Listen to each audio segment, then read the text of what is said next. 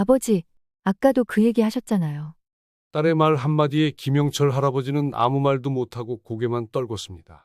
정말 그 말을 내가 또 했나? 분명 처음 하는 얘기라고 생각했는데 이런 일이 처음이 아닙니다. 요즘 들어 유독 말이 자꾸 막히고 단어가 입에서만 맴돌다가 사라지곤 했습니다. 그 뭐냐? 단어 하나를 찾기 위해 한참을 머리를 굴려야 합니다. 그리고는 결국 말끝을 흐립니다. 생각은 분명히 있는데 입이 말을 안 따라줘요. 이런 일이 반복되다 보면 가족들과 대화하는 것 자체가 부담스러워집니다. 혹시 또 틀리면 어쩌지? 손주 앞에서 말 더듬으면 또 웃기나? 차라리 말을 안 하는 게 낫겠다 싶어 입을 닫습니다. 그렇게 조금씩 대화는 줄어들고 사람을 피하게 됩니다. 여러분, 혹시 비슷한 경험 있으신가요? 머릿속에선 분명히 떠오르는데 그 단어가 입 밖으로 잘 나오지 않을 때, 하고 싶은 말이 많은데 자꾸 말이 꼬이고 틀리고 어색하게 끝나버릴 때, 대화를 시작해도 흐름을 잊지 못하고 멈춰버릴 때, 그럴 때마다 내가 왜 이러지?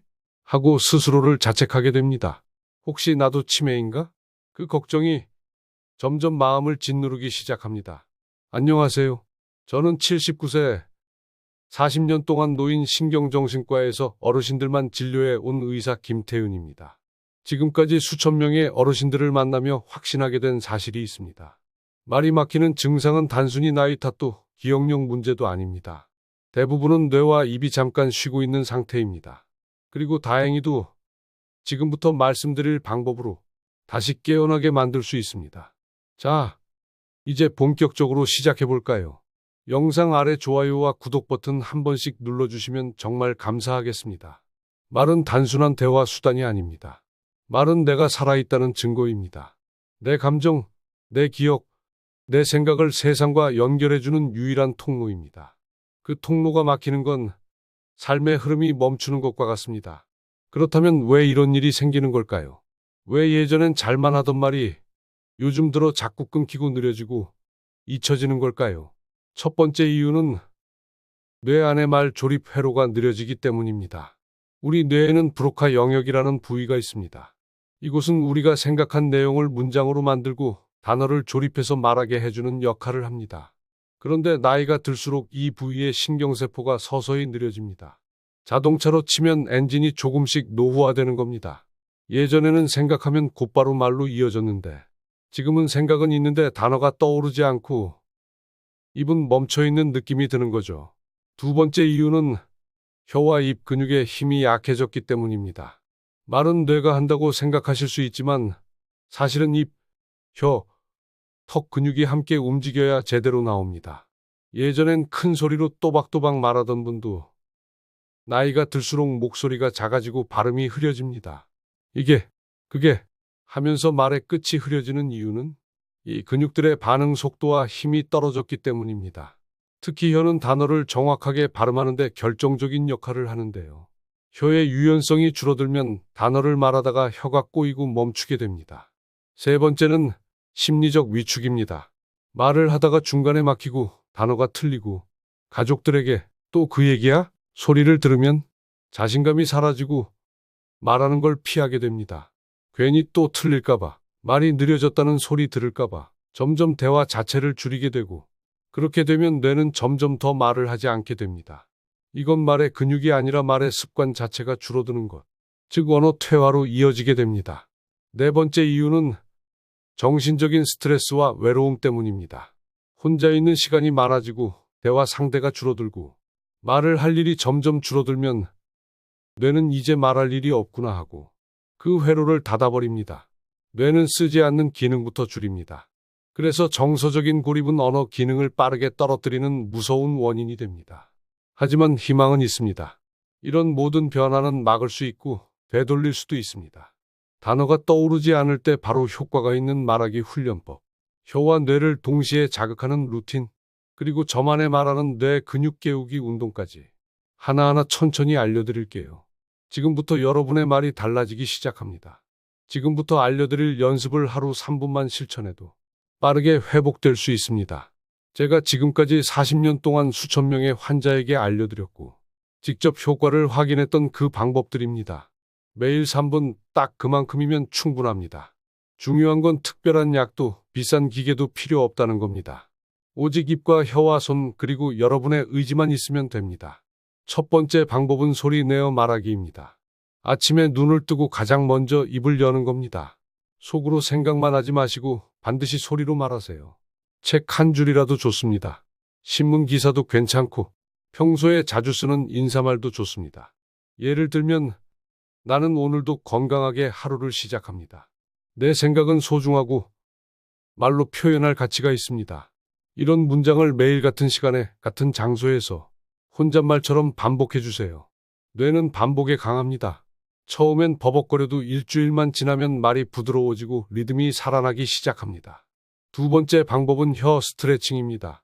말이 꼬이거나 단어가 부정확해지는 건 혀가 굳었기 때문입니다. 혀는 말의 방향키입니다. 혀가 유연해야 단어도 정확하게 나옵니다. 입을 다문 채 혀를 입안에서 오른쪽으로 10번, 왼쪽으로 10번 천천히 돌려보세요. 그 다음엔 입을 벌리고 혀를 최대한 앞으로 뽑아 5초간 유지해 주세요. 처음엔 턱이 당기고 힘들 수 있지만 그건 그만큼 안 써왔다는 뜻입니다. 마지막으로는 입을 살짝 벌리고 혀를 굴려보세요. 혀끝을 가볍게 떨면서 랄랄라 소리를 내는 것도 좋습니다. 이건 혀와 턱의 조화 훈련이고 혀의 근육이 깨어나는 순간부터 말은 또렷해지기 시작합니다. 세 번째 방법은 손과 말의 연결 훈련입니다. 생소하게 들릴 수 있지만 손가락과 언어를 담당하는 뇌 영역은 아주 밀접하게 연결되어 있습니다. 손을 움직이며 숫자를 세면 언어 회로가 동시에 자극됩니다. 양손을 펴고 오른손 엄지와 검지를 맞대며 하나, 그 다음 엄지와 중지를 맞대며 둘. 이렇게 5 손가락을 순서대로 움직이며 숫자를 소리내어 말해보세요. 그런 다음 반대로 새끼손가락에서 시작해 다시 하나부터 셋, 넷, 5까지. 이 간단한 동작이 뇌를 깨우고 언어 반응 속도를 빠르게 만들어줍니다. 하루 3분, 이 3가지를 합쳐도 충분합니다.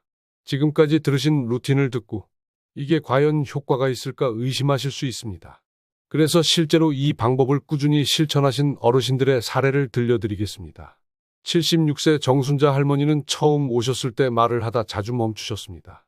말끝이 흐려지고 이름을 말하려다 중간에 포기하셨습니다. 손주 이름이 떠오르지 않아 너무 창피하다고. 그래서 아예 말을 줄이셨다고 하셨습니다. 제가 하루 3분 루틴을 알려드리고 일주일 뒤 다시 배웠을 때 할머니는 책 한 문단을 막힘없이 읽어 내려가셨습니다. 그리고 한 달 후 손주가 할머니 이제 말도 또박또박하고 예전 같지 않다고 말해줬다고 그 이야기를 전하며 웃으셨습니다. 또 다른 사례가 있습니다. 81세 김영철 할아버지는 가족과 식사할 때 말을 거의 하지 않으셨습니다. 말하다 실수하는 일이 많아지면서 대화를 피하게 된 겁니다. 할아버지는 매일 아침 신문 한 줄을 소리내어 읽기 시작하셨습니다. 처음엔 버벅거리며 단어 중간에 자주 멈추셨습니다. 그런데 2주 후부터는 문장을 다 읽고 나서 스스로 다시 읽는 습관까지 생기셨고 그 효과는 아주 분명했습니다. 지금은 가족 식사 시간에 농담까지 하시고 대화 흐름도 놓치지 않으십니다. 말이 막히던 사람이 말이 기다려지는 사람이 되신 겁니다. 이 루틴은 특별한 기술이 아니라 아주 작은 반복입니다. 입을 여는 것, 혀를 움직이는 것, 손가락과 숫자를 함께 쓰는 것. 누구나 할 수 있고 언제든 시작할 수 있습니다. 처음엔 낯설고 어색하고 머뭇거리게 됩니다. 하지만 그것도 잠시입니다. 단 3일만 지나도 입이 풀리고 일주일이면 혀가 가벼워집니다. 그리고 한 달이면 말이 흐르기 시작합니다. 지금 이 순간부터 아침에 눈을 뜨면 제일 먼저 입을 열어보세요. 어떤 말이든 괜찮습니다. 소리 내어 말하고 혀를 풀고 손을 움직이세요. 그리고 중요한 건 절대 멈추지 않는 겁니다. 지금 당장 해보는 거예요. 가족 앞이 아니어도 괜찮습니다. 혼잣말도 괜찮고 거울 앞도 좋습니다. 말은 훈련입니다. 생각보다 훨씬 빠르게 회복될 수 있습니다. 지금부터는 말이 막히는 것을 넘어서 단어가 자연스럽게 이어지고 말의 흐름이 끊기지 않도록 돕는 훈련들을 알려드리겠습니다. 그리고 말하는 힘을 하루하루 유지하기 위해 식단과 생활 습관에서 어떻게 조절해야 하는지도 함께 설명드릴게요. 이건 제가 40년 가까이 어르신들과 함께하며 가장 효과가 좋았던 조언들만 모은 것입니다. 여러분께도 그대로 전해드립니다. 먼저 단어가 떠오르지 않을 때 미리 준비해두는 훈련법입니다. 우리는 대화 중에 특정 단어를 떠올리지 못해 멈추는 경우가 많습니다. 이런 경우 대부분은 머릿속에 단어는 있지만 말로 꺼내는 회로가 잠시 닫혀 있기 때문입니다.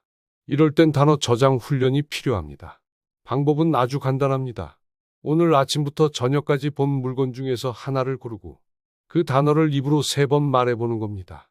이를테면 이런 식입니다. 물컵, 물컵, 물컵, 창문, 창문, 창문, 전화기, 전화기, 전화기. 그리고 다음엔 그 단어로 짧은 문장을 만들어 보세요. 나는 물컵에 따뜻한 물을 마셨다. 창문 밖이 환해서 기분이 좋았다. 전화기를 찾느라 한참 헤맸다. 이런 문장들을 반복해서 말하면 뇌가 그 단어를 말하는 회로에 저장해 둡니다. 그러면 나중에 대화 중에 그 단어를 꺼내 쓰기가 쉬워집니다. 두 번째는 대화 흐름 유지 훈련입니다. 단어가 막혔을 때 가장 중요한 건 말을 끊지 않는 것입니다. 단어가 떠오르지 않을 때, 아, 그게 뭐였더라 하고 멈추기보다는 비슷한 표현으로 이어가야 합니다.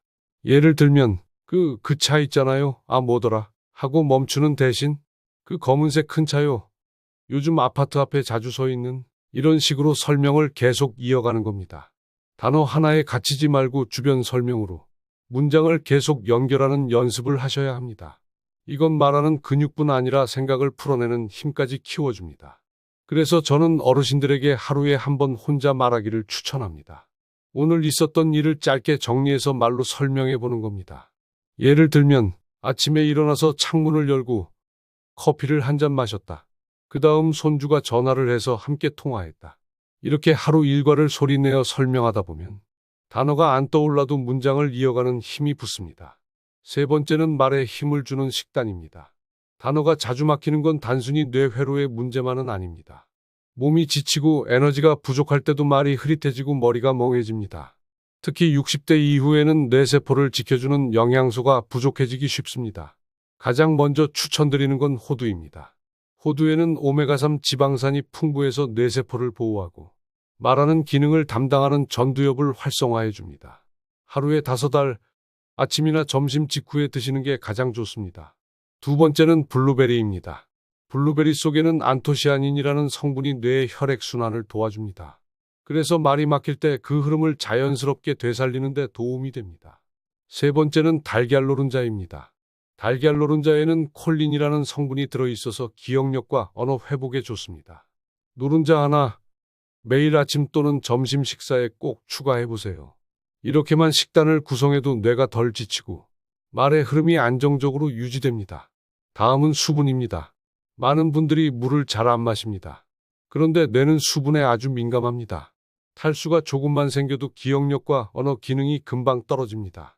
입이 바짝 마르거나 말을 할 때 혀가 무겁고 목이 깔깔하다면 이미 뇌는 수분이 부족하다는 신호를 보내고 있는 겁니다.